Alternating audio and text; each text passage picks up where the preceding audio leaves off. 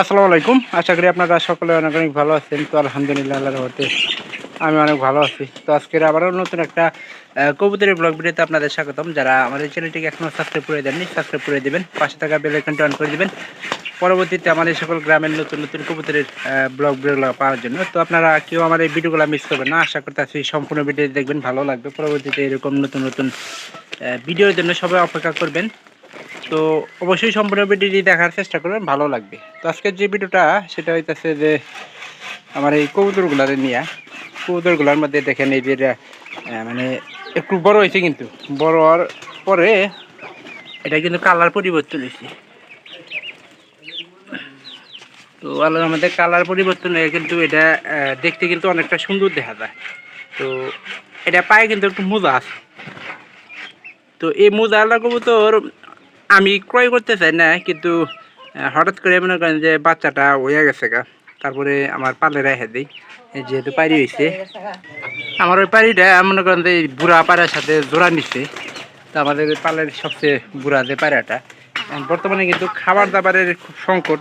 তারপরেও কিন্তু খাবার দাবার একটু বেশি বেশি এটাই যে মাসে গুলকা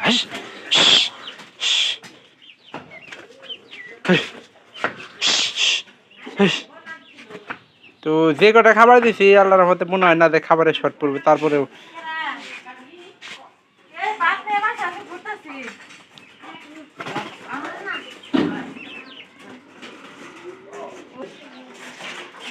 এখন এই যে এর বাচ্চাটা মনে হয় যে এটার ভিতরে দেওয়া ভালো ছিল।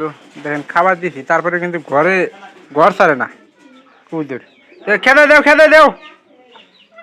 এখন আমাদের এই বাচ্চাটা দেখার লাগবে যে কোন ঘরের ভিতরে আছে, আর খাবার দাবার ঠিক মতো খাওয়াইতেছে নাকি। আর এই একটা মাত্রই বাচ্চা আছে বর্তমানে।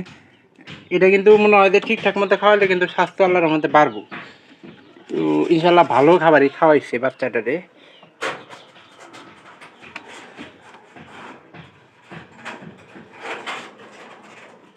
বর্তমানে আছে একটা বাচ্চা মনে করেন কত খাবারই আর খাবো। তো ভালোই মোটামুটি চলতেছে। আর এই যে আমাদের এই পায়রিটার কিন্তু ঠান্ডা আল্লাহর মধ্যে কমে গেছে গা। বাচ্চা মনে হয় দুইটাই ফুটার কথা।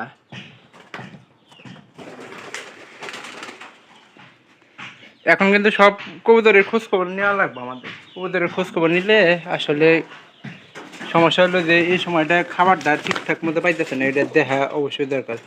তো একটা বাচ্চা ছোটো করেও কিন্তু এলো, এরকম হওয়ার কারণটাই অনেকটা সময়। ই আল্লাহ, এতগুলো দেখেন খুদ যদি না নিলাম নি তাহলে এতগুলো পিরপে যে এর ভিতরে আছে বাচ্চারা খায় মনে করেন আদা বরাবর নাল দেবো।